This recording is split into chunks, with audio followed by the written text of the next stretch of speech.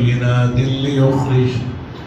ليخرج الذين آمنوا وعملوا الصالحات من الظلمات إلى النور ومن يؤمن بالله ويعمل صالحا يدخله جنات تجري من تحتها الأنهار خالدين فيها أبدا قد أحسن الله له رزقا الله الذي خلق 7 سماوات ومن الأرض مثلهن يتنزل الأمر بينهن لتعلموا أن الله على كل شيء قدير وأن الله قد أحاط بكل شيء علما صدق الله العظيم. سورہ طلاق کا یہ دوسرا رکوع ہے، اس میں کل 5 آیتیں ہیں۔ پہلے رکوع میں 7 آیتیں تھیں اور اس میں 5 آیتیں ہیں اور کل 12 آیتیں اس صورت میں ہیں۔ یہاں سے بظاہر مضمون بدل رہا ہے اور طلاق کا اس میں کوئی ذکر نہیں ہے، لیکن جوڑ ہے، اوپر سے جو مضمون چل رہا ہے اس سے اس کا جوڑ اور رابطہ ہے، تعلق ہے۔ اوپر طلاق کے بارے میں بہت ساری ہدایات دی تھی اور اس میں یہ بھی کہا تھا کہ دیکھو یہ اللہ کے احکام ہیں، اللہ کے حدود ہیں، اسے تجاوز نہ کرنا، اس کی خلاف ورزی نہ کرنا۔ اس لیے کہ خلاف ورزی کرو گے تو اللہ کی طرف سے سزا بھی مل سکتی ہے، خلاف ورزی نہیں ہونی چاہیے۔ اور اس کی خلاف ورزی کی سزا جو ہے کبھی دنیا میں بھی ہوتی ہے اور آخرت میں تو ہوتی ہے۔ دنیا میں اگر نہ بھی ہو تو آخرت میں اس کی سزا ملتی ہے۔ اس لیے جتنے بھی اللہ کے احکام ہیں، چاہے وہ فرض سے متعلق ہو، جماعت سے متعلق ہو، جس طبقے سے متعلق ہو، اس کو بجا لانا چاہیے۔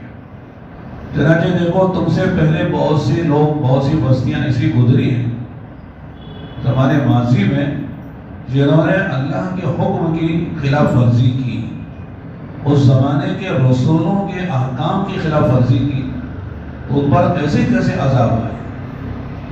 جیسے ہم کہتے ہیں بھائی دیکھو مان لو ورنہ تم کو سزا ایسی ملے گی جیسے فلاں کو ملی ہے، یہ عبرت ہے تمہارے لیے، فلاں شخص کو یا فلاں قوم کو اور فلاں لوگوں کو جو سزا ملی ہے اس کو سامنے رکھو اور اس کو عبرت بناؤ۔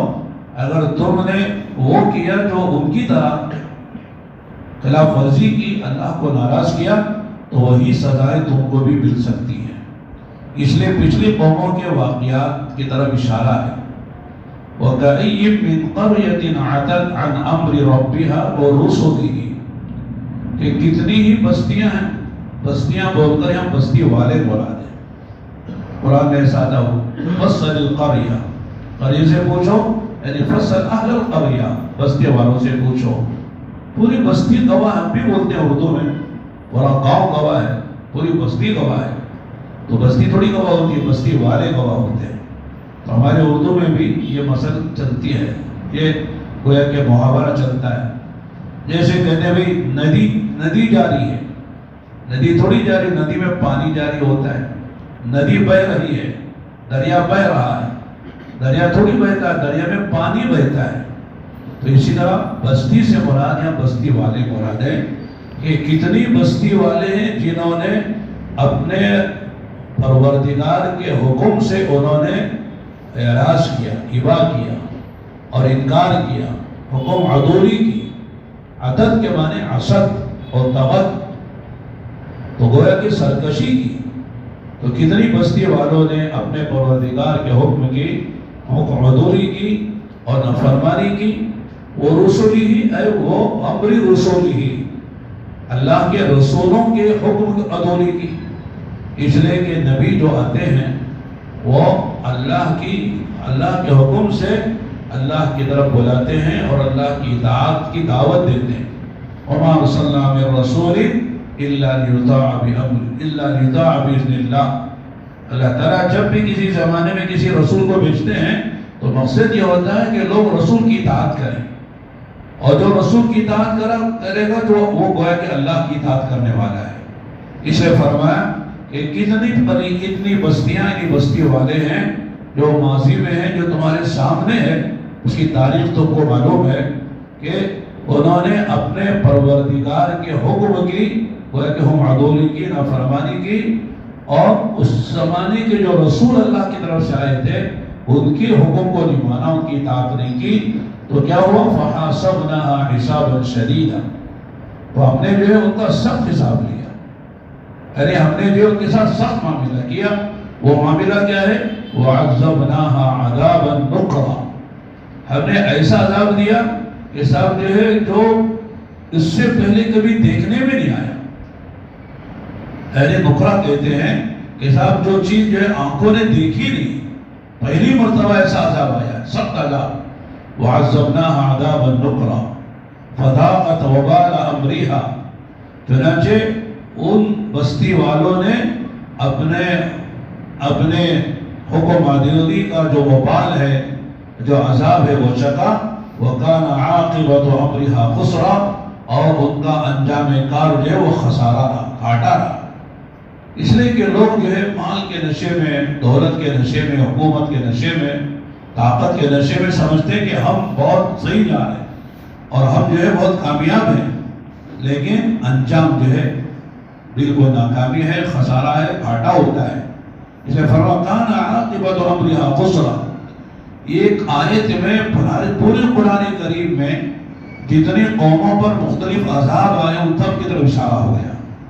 اللہ نے قوم عاد کو ہواؤں سے برباد کر دیا، قوم نوح کو اللہ تعالیٰ نے طوفان سے برباد کر دیا، اور قوم فرعون کو اللہ تعالیٰ نے دریا میں غرق کر دیا، اور کسی قوم کو فرشتے کی چیخ سے برباد کر دیا، اور کتنی قومیں بنی اسرائیل کی ہیں جن کو اللہ تعالیٰ نے خنزیر اور بندر بنا دیا۔ یہ دنیا کے عذاب ہیں، آخرت سے پہلے دنیا کے عذاب ہیں، لہذا یہ ساری تاریخ تمہارے سامنے ہے اور تم پڑھتے ہو، لہذا تم بے فکر نہ ہونا کہ صاحب ہم نے اگر اللہ کی نافرمانی کی، اللہ کی بات نہیں مانی تو کیا ہو جائے گا؟ ہمارے پاس طاقت ہے، قوت ہے، ہمارا جتھا ہے، ہماری برادری ہے، ہماری اکثریت ہے، ہمارے پاس منڈیاں ہیں، تجارت ہے، اس پر ناز نہ کرنا۔ یہ قومیں بھی جن کو اللہ تعالیٰ نے فرمایا کہ میں نے ہلاک کیا، یہ بھی اسی نازاں و فرحہ تھی، اپنی دنیا کی چیزوں پر ان کو ناز تھا، غرور تھا، فخر تھا، لہذا اللہ تعالیٰ نے ان کو آن کے آن میں تباہ و برباد کر دیا۔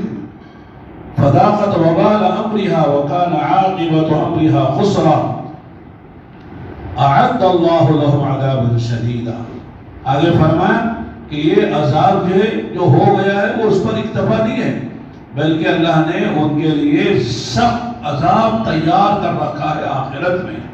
وہ جہنم کا عذاب ہے، آگ کا عذاب ہے، فرشتوں کی پٹائی کا عذاب ہے، سانپ و بچھو کا عذاب ہے، لہو اور پیپ پیری کا عذاب ہے، زقوم کا عذاب ہے۔ گویا کہ جہنم کا جو عذاب ہے یہ دنیا کے عذاب سے زیادہ سخت ہے۔ دنیا میں تو صرف مزہ چکاتے ہیں، دنیا میں صرف مزہ ہوتا ہے، عذاب دیکھو ایسا آتا ہے، اور اصل عذاب تو مرنے کے بعد ہے۔ اس لیے کہ یہ قرآن حدیث کی بات ہے کہ دنیا جو ہے وہ بدلے کی جگہ نہیں ہے، نہ اچھا بدلہ ملتا ہے نہ برا بدلہ ملتا ہے۔ یہاں تو اچھا کرنے والوں کو اس کی برکتیں دی جاتی ہیں، اور برا کرنے والوں کو اس کا مزہ چکایا جاتا ہے۔ اصل اچھا بدلہ یا برا بدلہ اللہ تعالیٰ مرنے کے بعد دیتے ہیں۔ اچھا بدلہ جنت کی شکل میں دیتے ہیں، اور برا بدلہ جہنم کی شکل میں دیتے ہیں۔ اور جنت جو ملے گی وہ ہمیشہ کے لیے ملے گی، اور جو جہنم میں گیا کفر و شرک کی وجہ سے وہ ہمیشہ جہنم میں پڑا رہے گا۔ اس نے فرمایا اعد اللہ لهم عذابا شدیدا، کہ ہم نے ان لوگوں کے لیے، تو لہذا ضمیر ہم آ گئی تو معلوم ہوا کہ قریے سے مراد قریے والے ہیں، ان قریے والوں کے لیے ہم نے بڑا سخت عذاب ہی کافی تھا، اس میں شدید لگا کر اس کو اور سخت کر دیا، عذابا شدیدا، کہ ہم نے ان بد نصیبوں کے لیے جنہوں نے دنیا میں اللہ کی نافرمانی کی اور اعراض کیا، ابا کیا، انکار کیا، بات نہیں مانی، نہ ایمان لائے اور نہ اعمال صالحہ کیا، نہ اللہ کو مانا نہ اللہ کے نبیوں کو مانا. اللہ کا بھی انکار کیا, رسولوں کا بھی انکار کیا, جس کی وجہ سے دنیا میں ان قوموں پر مختلف عذاب آئے. عذاب کے لیے کوئی شکل متعین نہیں ہے. جیسے اللہ کے انعام کے لیے کوئی شکل متعین نہیں ہے, اس اللہ کے عذاب کی بھی کوئی شکل متعین نہیں ہے. وَلِلَّهِ جُنُودُ السَّمَاوَاتِ وَالْأَرْضِ, اللہ فرماتے ہیں اللہ کی فوجیں ہیں. فرشتے بھی اللہ کی فوج ہیں, ہوا بھی اللہ کی فوج ہے, آگ بھی اللہ کی فوج ہے, سمندر بھی اللہ کی فوج ہے. یہ مختلف طرح سے اللہ تعالیٰ عذاب لاتے ہیں, اور اللہ تعالیٰ جو عذاب لانا چاہیں اللہ کو کوئی روک نہیں سکتا ہے.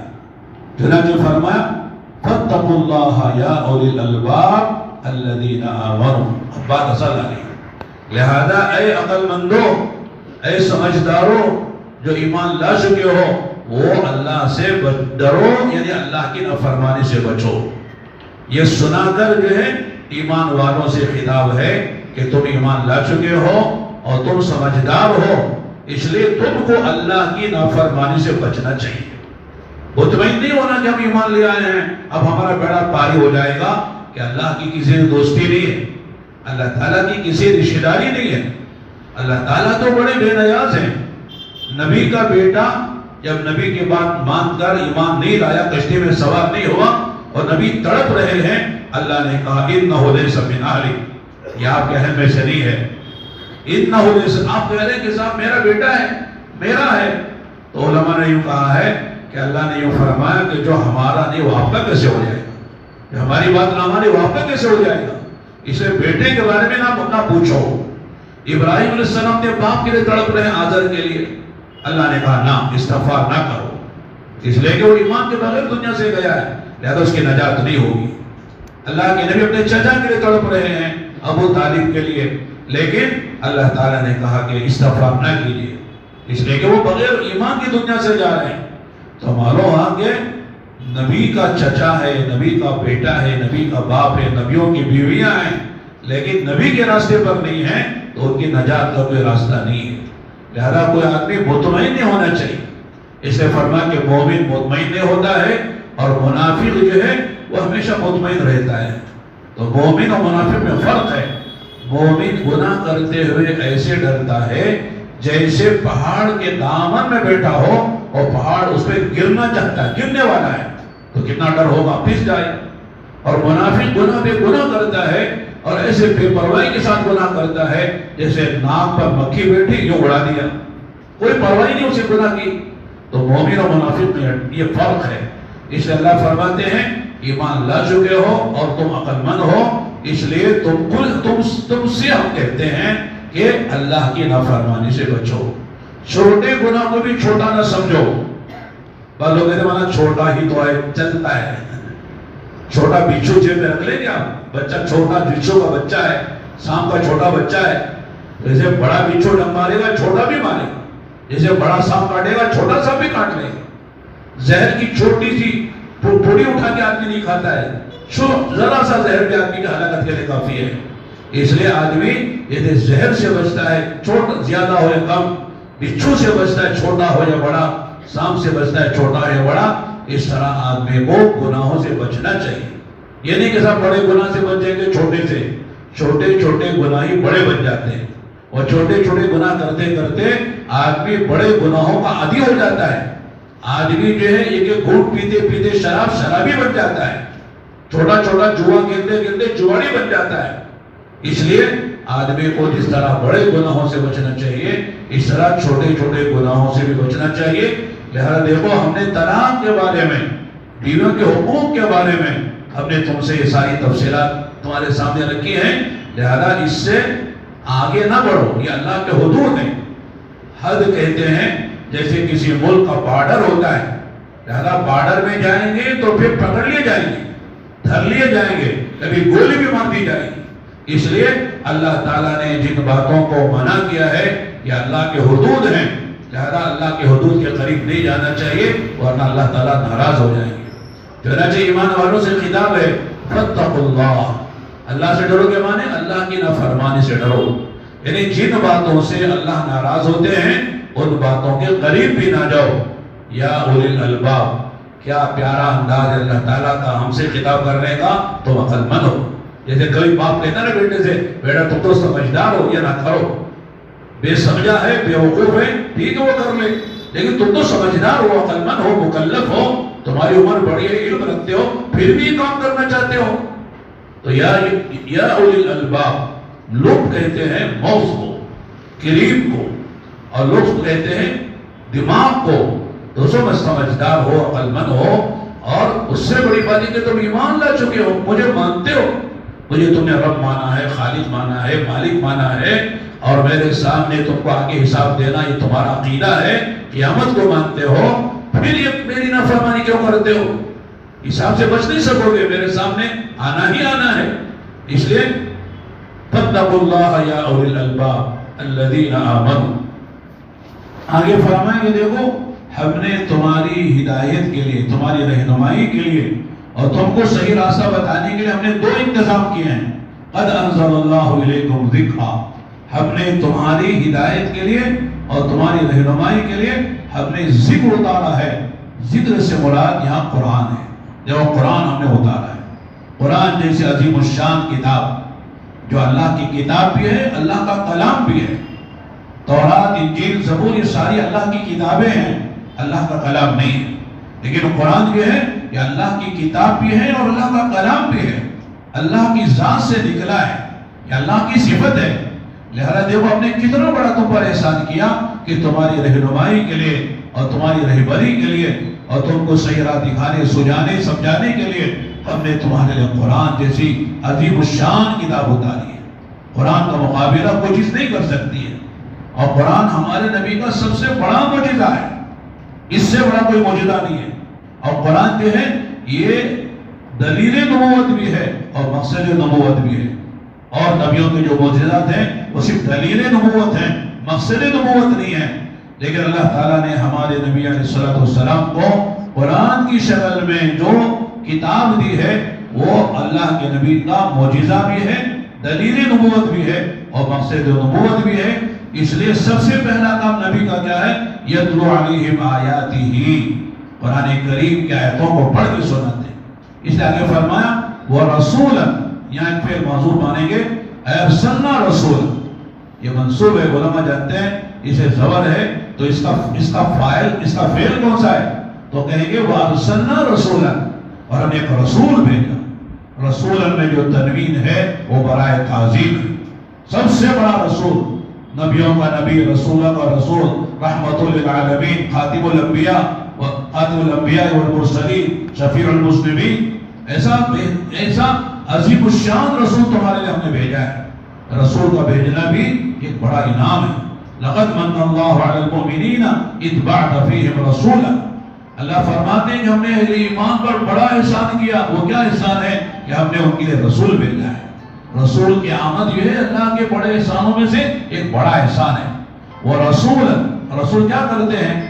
یتلو علیہم آیات اللہ، کہ تم پر جو ہے اللہ کی آیتیں یعنی قرآن کریم کی آیتیں پڑھ کر سناتے ہیں، مبینات جو واضح، بالکل اللہ کے کلام کی آیتیں بالکل واضح ہیں۔ رسول یتلو علیکم آیات اللہ مبینات، کیوں پڑھ کے سناتے ہیں؟ لیخرج الذین آمنوا وعملوا الصالحات من الظلمات الی النور، فرما کیوں؟ تاکہ وہ ایمان والوں کو اور اعمال صالحہ کرنے والوں کو وہ تاریکیوں سے نکال کر نور کی طرف لے کر آئیں، یعنی کفر کی جو تاریکی ہے اس سے نکال کر ایمان اور ہدایت کے نور پر لائیں، وہ جہالت کی تاریکیوں سے نکال کر علم کے نور کی طرف لے کر آئیں۔ اس لیے کہ کفر بھی ایک ظلمت ہے اور ایک جہل بھی ایک ظلمت ہے، لہذا جہالت کے اندھیروں سے اور کفر کے اندھیروں سے نکال کر تو ہم کو ایمان کے نور پر ایمان کے نور میں لے آئیں اور علم کا نور لے کر آئیں۔ یہ دو چیزیں ہیں، ایمان کا نور بھی ضروری ہے اور علم کا نور بھی ضروری ہے۔ دونوں نور ملتے ہیں تو مسئلہ حل ہوتا ہے۔ علماء نے بہت اچھی مثال دی ہے، جیسے آدمی کے آنکھ میں روشنی ہوتی ہے اور باہر روشنی ہوتی ہے، جب دونوں روشنیاں ملتی ہیں تو پھر آدمی کو سمجھ میں آتا ہے کہ صاحب یہ میرا دوست ہے، میرا دشمن ہے، یہ رسی ہے، یہ سانپ ہے، یہ مٹھائی ہے، یہ گندگی ہے۔ تو دونوں روشنیاں جب ملتی ہیں تو آدمی کو समझ में आता है कि ये नफे वाली चीज नुकसान वाली चीज है, ये अपनी है पराई है, ये अच्छी है ये बुरी है। आंख में रोशनी है लेकिन बाहर अंधेरा है, नजर आएगा कुछ आपको? बाहर माशाल्लाह दोपहर की रोशनी है, दोपहर का सूरज चमक रहा है, दमक रहा है और पूरी दुनिया को मनोवर किए हुए है, लेकिन आदमी की आंख में अंधेरा है, नाबीना है, अंधा है, वह क्या क्या नजर आएगा? इसलिए अंदर की रोशनी भी जरूरी है और बाहर की रोशनी भी जरूरी है। ये दो रोशनियां मिलती हैं तो आदमी को अपने जिस्म को नफा नुकसान पहुंचाने वाली चीजों में तमीज करता है। ये मेरे जिस्म के लिए नाफे है, ये मेरे लिए मुज़िर है, ये मेरे लिए मुफीद है, ये मेरे लिए जो है ये मुज़िर है, नुकसानदेह है, ये आदमी को समझ में आता है। इसी तरह फरमाया कि ईमान की रोशनी अंदर होती है और इल्म की रोशनी बाहर से आती है, बाहर की होती है। तो दोनों रोशनियां जब मिलती हैं तो आदमी को समझ में आता है कि साहब ये अमल मेरे लिए मुफीद है, ये अमल मेरे लिए नुकसान है। मिसाल के तौर पर झूठ बोलने से नुकसान है और सच बोलने से फायदा है। ये उस वक्त होता है जब इल्म भी हो और यानी इल्म का नूर भी हो और ईमान का नूर भी हो। इल्म का नूर तो है, मालूम है झूठ से नुकसान होता, सच्चाई से आदमी को नजात होती है। सिद्क़ युनजी वल किज़्ब युहली, वो हदीस में आया है। लेकिन ईमान की रोशनी नहीं है, कहते भाई ठीक है मगर ये मगर जो लगता है बड़ा खतरनाक है। मगर ने जो बात करता है कहते हैं ये मगर ने पिछली बात को निगल लिया है। मगर बड़ी गलत खतरनाक चीज है कि अल्लाह पालते हैं, मगर क्या मतलब है? अल्लाह को पार्टनरशिप की जरूरत है, मैं नहीं करूंगा तो अल्लाह कैसे पालेंगे? अल्लाह करते हैं मगर किसका मतलब है अल्लाह के करने में हमको भी कुछ करना पड़ेगा, ऐसा नहीं है। अल्लाह ही करते हैं, अल्लाह ही देते हैं, अल्लाह ही जिंदगी देते हैं। इस तरह कहा कि मौत अल्लाह के हाथ में है, जिंदगी अल्लाह के हाथ में है, तो मौत और हयात के दरमियान के हालात भी अल्लाह ही के हाथ में है। जैसे मौत हमारे हाथ में नहीं है ना, जिंदगी हमारे हाथ में नहीं है, तो जिंदगी भी अल्लाह ही देते हैं, मौत भी अल्लाह ही देते हैं। तो मौत और हयात के दरमियान से जितने हालात से बंदा गुजरता है वो सारे हालात का हल भी अल्लाह ही के पास है, अल्लाह के गैर के हाथ में नहीं। इसलिए फरमाया कि ईमान की रोशनी जब अंदर होती है और इल्म की रोशनी अंदर होती है तो उससे जो है आमाल की सदा जदा समझ में आती है, आमाल का मुफीद और मुज़िर होना समझ में आता है, आमाल का खैर और शर होना समझ में आता है। वरना आदमी झूठ बोलने को फायदा समझता है, सच बोलने में नुकसान समझ में आता है। कुरान कहता है यमहकुल्लाहु रिबा बिस्सदक़ात, अल्लाह ताला सदक़ात को बढ़ाते हैं और सूद को घटाते हैं। ये इल्म है हमको, लेकिन ईमान का नूर पूरा नहीं होता है तो आदमी को सूद में कामयाबी नजर आती है और ये सदका देने, खैरात करने, ज़कात निकालने में नुकसान नजर आता है। लेकिन जब ईमान का भी नूर इसके पास हो और इल्म का भी नूर उसके पास हो तो फिर वो कहेगा अल्लाह की बात पक्की और सच्ची है। ज़ालिकल किताबु ला रैब फीह, ये वो अल्लाह की किताब है जिसमें कोई शक व शुबे की गुंजाइश नहीं है। इसने फरमाया अल्लाह के नबी अलैहिस्सलाम कुरान करीम की आयतें पढ़ कर तो हमको सुनाते हैं जो आयतें वाज़ेह हैं, इसमें कोई खिफा नहीं है। क्यों पढ़ते हैं? लियुखरिजल्लज़ीना आमनू व अमिलुस्सालिहात मिनज़्ज़ुलुमाति इलन्नूर, ताकि ईमान वाले और अमाल वालों को, अमाल सालिहा करने वालों को जुल्मतों से निकालकर नूर की तरफ लेकर आए। यहाँ एक और नुक्ते की बात है, कुरान में जहाँ भी जो है ये ताबीर आती है अल्लाह ईमान वालों को जुल्मतों से निकालकर नूर की तरफ लाते हैं, तो जुल्मतों को जमा के तौर पर लाते हैं और नूर को वाहिद लाते हैं। तो वहां तो जुल्मतें बहुत है, नूर एक ही है। कुरान का नूर जो है वो जो है कुरान का और इल्म का जो भी नूर है वो एक नूर है, और जुल्मतें बहुत हैं। दुनिया की मोहब्बत की जुल्मत है, कुफ्र की जुल्मत है, शिर्क की जुल्मत है, निफाक की जुल्मत है, बहुत सारी जुल्मतें हैं जिसमें से अल्लाह ताला अपने नबी के वास्ते से निकालते हैं। और देखो एक बात और समझने की है, अल्लाह ताला ने हर जमाने में नबियों को भेजा है इंसानों की हिदायत के लिए, और साथ में किताबें उतारी हैं। लेकिन किताब का आना जरूरी नहीं है, नबी का आना जरूरी है। नबी आता है, कभी किताब के साथ आता है, कभी बगैर किताब के भी आता है, लेकिन किताब नबी के बगैर नहीं आती है। जब भी किताब आएगी वो नबी के साथ आएगी, लेकिन नबी किताब के साथ भी आया है, बड़ी किताबें भी आई, छोटी किताबें भी आई जिनको सहीफे कहते हैं, और बाद नबी बगैर किताब के भी आए हैं। तो मालूम हुआ کہ دین پر چلنے کے لیے تنہا کتاب کافی نہیں ہے، بلکہ رجال بھی ضروری ہے، شخصیتیں بھی ضروری ہیں۔ دین کو آپ براہ راست کتاب سمجھ کے، کتاب پڑھ کے نہیں سمجھ سکتے جب تک کہ کوئی سمجھانے والا نہ ہو۔ آپ کو استاد چاہیے، مربی چاہیے، معلم چاہیے، تب جا کر آپ کتاب سمجھیں گے۔ آپ کے حساب میں تو عربی جانتا ہوں، کتاب دیکھ کے سمجھ لوں گا، لہذا مجھے کسی استاد کی ضرورت نہیں ہے، تو بڑے خسارے میں ہو گئے ہیں، صحیح نہیں سمجھ سکے گا آدمی۔ بعض باتیں وہ ہیں جس کو صحابہ اگرچہ کہ وہ عربی دان تھے، عربی ان کی مادری زبان تھی، عربی میں وہ پہلے پڑھے تھے، لیکن بعض قرآن کی باتیں صحابہ کو بھی سمجھ میں نہیں آئی جب تک نبی نے اس کی وضاحت نہیں کی، اس کی تشریح نہیں کی۔ اس لیے آپ نہیں سمجھے کہ صاحب مجھے عربی زبان آتی ہے، میں نحو جانتا ہوں، شعر جانتا ہوں، لہذا مجھے استاد کی ضرورت نہیں ہے، لہذا میں خود براہ راست قرآن سمجھ لوں گا، حدیث سمجھ لوں گا، تو یہ آدمی کی غلط فہمی ہے۔ لہذا کہتے ہیں قرآن سمجھنا ہے، حدیث سمجھنا ہے تو کسی استاد کو بناؤ استاد، تب جا کے تم کو قرآن حدیث صحیح معنوں میں سمجھ میں آتا ہے۔ اس لیے کہتے ہیں قرآن سمجھنا ہر ایک کا حق ہے، لیکن سمجھانا عالم کا حق ہے۔ لوگ کہتے ہیں نا قرآن ہم بھی سمجھا لیں گے، سمجھنے کے آپ کا حق ہے، لیکن سمجھانے کا جو حق ہے ان لوگوں کو ہے جنہوں نے قرآن کے سمجھنے میں زندگیاں لگائی ہیں، 10-15 سال قرآن کے سمجھنے میں لگائی ہیں۔ جیسے کہتے ہیں دوا کھانے کا ہر ایک کو حق ہے، لیکن دوا دینے کا ڈاکٹر صاحب کو ہے۔ دوا ڈاکٹر صاحب نے کہ آپ کھائے، آپ کو منع نہیں ہے، لیکن دینے کا جو حق ہے وہ ڈاکٹر صاحب کو ہے جنہوں نے MBBS کیا ہے، 25 سال پڑھا ہے، وہ آپ کو دوا دیں گے تو وہ دوا سے آپ کو فائدہ ہوگا۔ تو اسی طرح قرآن حدیث سمجھنے کا سب کو حق ہے، سمجھیے، لیکن کس سے سمجھیں گے، کون سمجھائے گا؟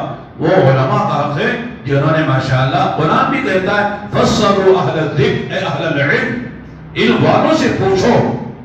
اگر تم ناواقف ہو تو مگر کہ علم والوں سے پوچھنا پڑتا ہے۔ وَمَن يُؤْمِن بِاللَّهِ وَيَعْمَلْ صَالِحًا، آگے فرمایا نتیجہ بتاتے ہیں۔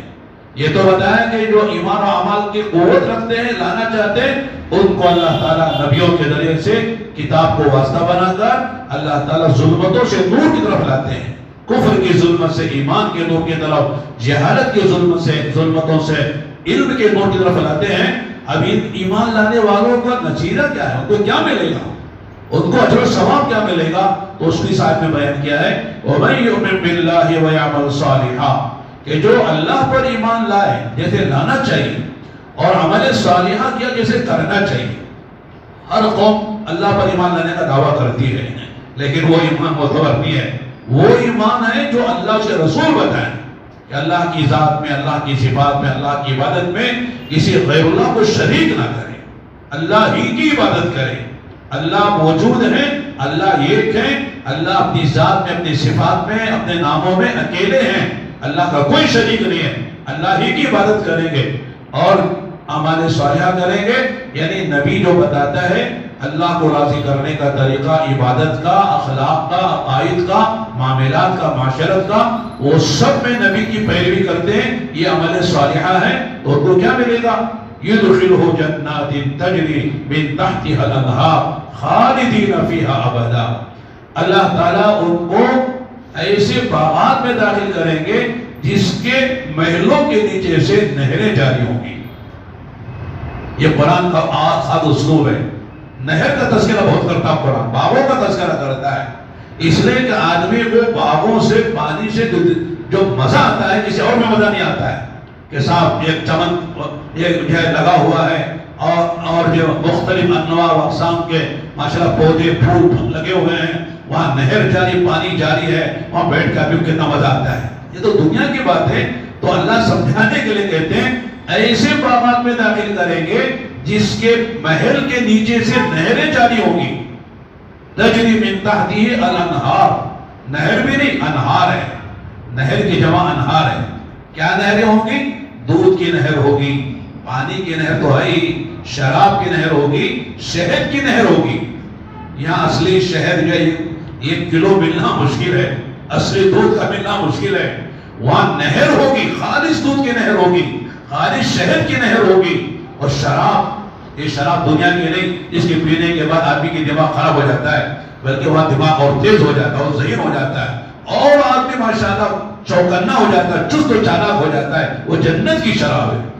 اور یہ شراب اسے ملے گی کہ دنیا کی شراب کو ہاتھ نہیں لگائے گا، دنیا کی شراب کے قریب بھی نہیں جائے گا، اسے جنت کی شراب اللہ تعالیٰ عطا فرمائیں گے۔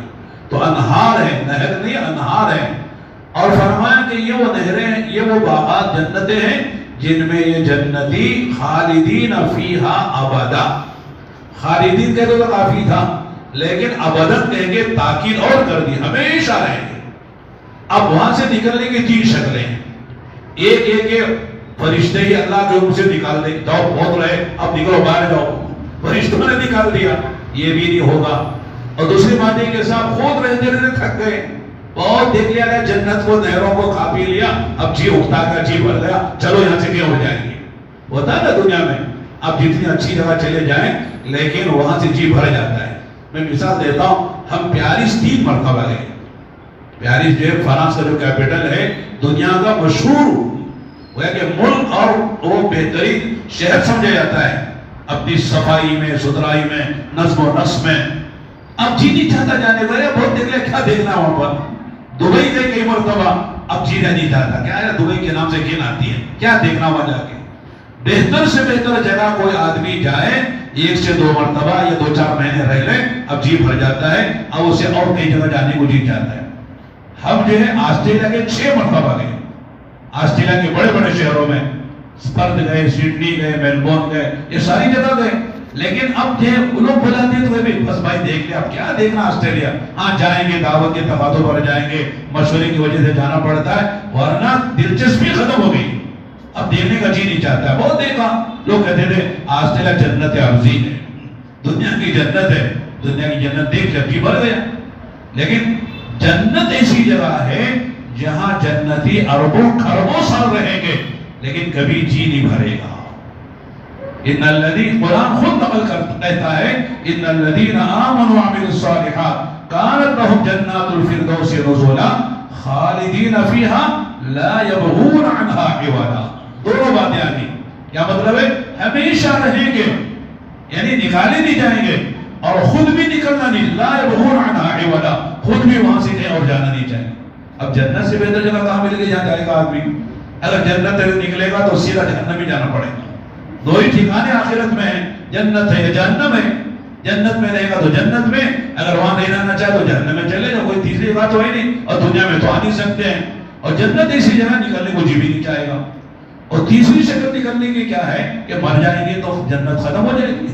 جیسے دنیا میں آدمی بہت مزے میں رہتا ہے، مر گیا محل سے نکال کے قبر میں ڈال دیا تو وہ کہیں کر گیا اپنے راحتوں سے، تو جنت میں موت بھی نہیں ہے، ہمیشہ رہیں گے وہاں پر، ہمیشہ کی جوانی ہے، وہاں بڑھاپا نہیں ہے، ہمیشہ کی صحت بیماری نہیں ہے، ہمیشہ کی راحت پریشانی نہیں ہے، اور ہمیشہ کی زندگی موت نہیں ہے۔ تو لہذا موت سے بھی نہیں نکلے گا اس لیے کہ موت نہیں آئے گی، نکالا بھی نہیں جائے اس لیے کہ نکالا نہیں جائے گا، خود بھی نہیں نکلے گا اس لیے کہ نکلنے کا جی بھی نہیں چاہے گا۔ اس لیے فرمایا خالدین فیہا ابدا، تو جنتی جنت میں ہمیشہ رہیں گے۔ ایک بات سمجھنے کی ہے،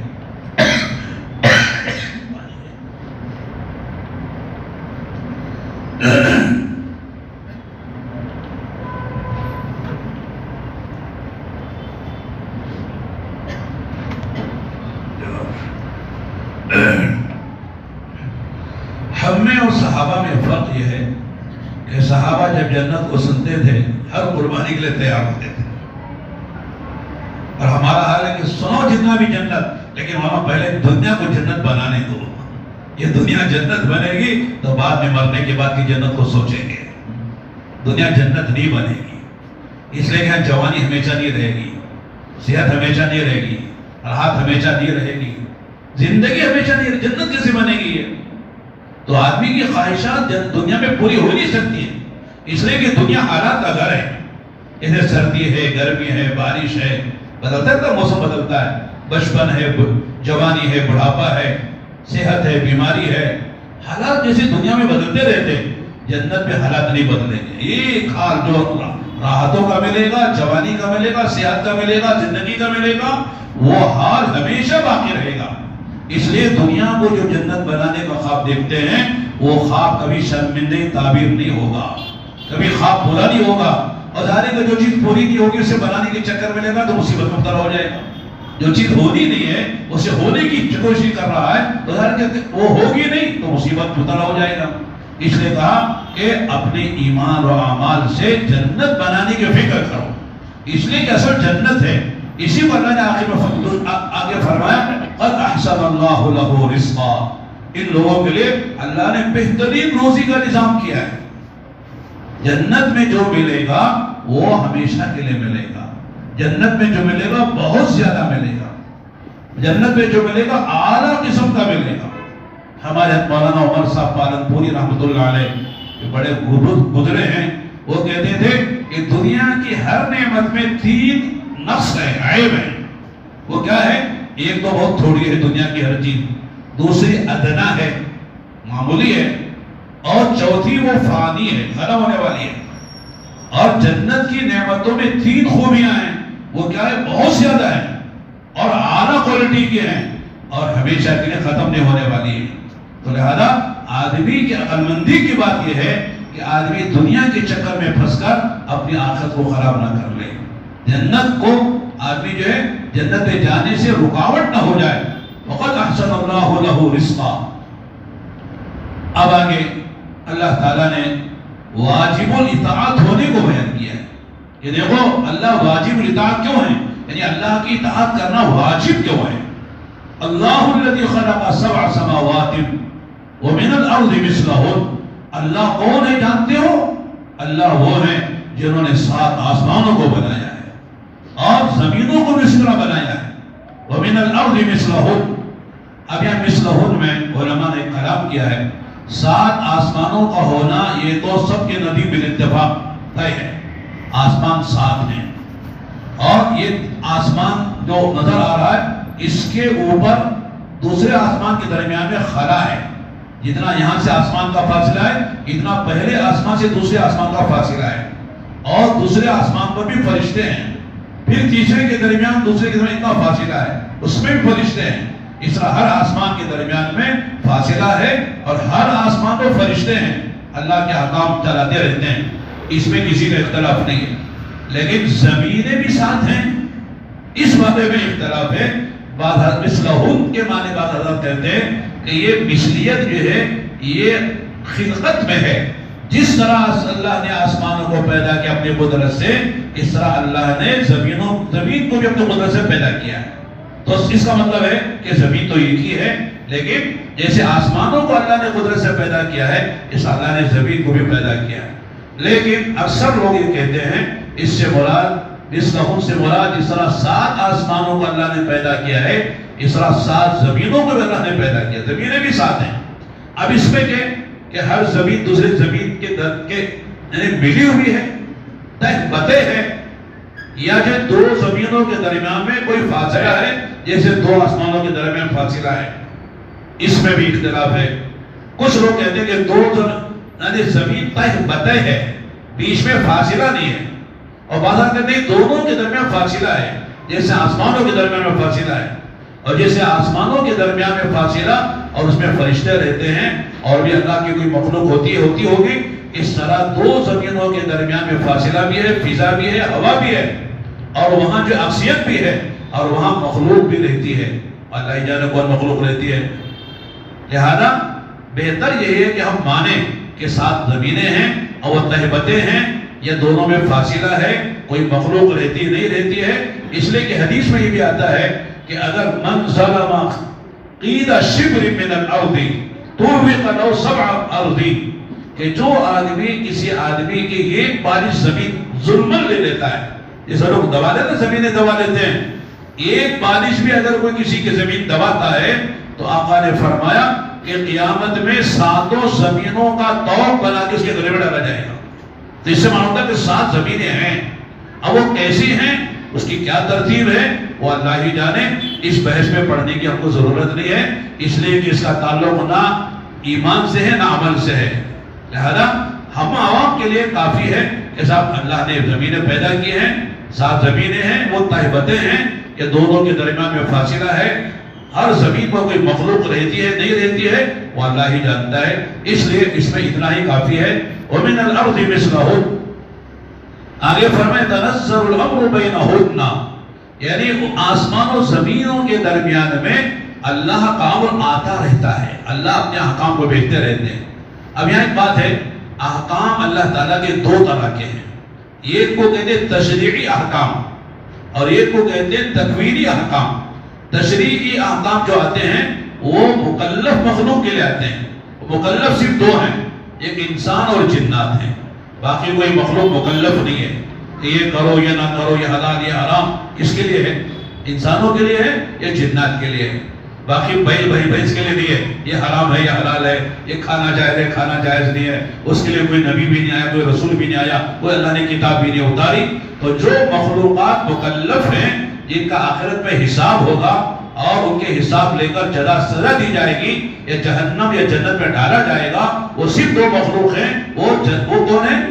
انسان اور جنات ہیں۔ لہذا ان کے لیے جو احکام آئیں گے وہ تشریعی احکام کہلائیں گے، شریعت کے احکام ہیں جس کا تعلق عقائد سے بھی ہوتا ہے، عبادات سے بھی ہوتا ہے، معاملات سے بھی ہوتا ہے، معاشرت سے بھی ہوتا ہے اور اخلاقیات سے بھی ہوتے ہیں۔ 5 شعبے ہیں، ان کے متعلق اللہ کے احکام بندوں کے لیے آئیں گے، یہ احکام کہلاتے ہیں تشریعی احکام۔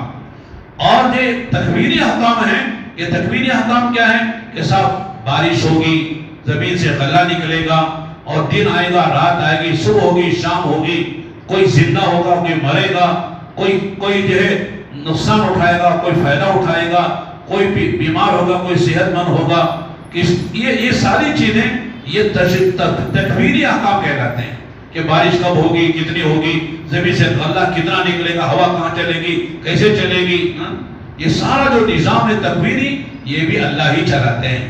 یہ نہیں کہ صاحب اللہ نے جو ہے ہوا پیدا کر دی، اب ہوا آزاد ہے، جہاں چاہے چلے، جس کو چاہے مار دے اور جنہیں چاہے جلا دے، جنہیں چاہے کر دے، ایسا نہیں ہے۔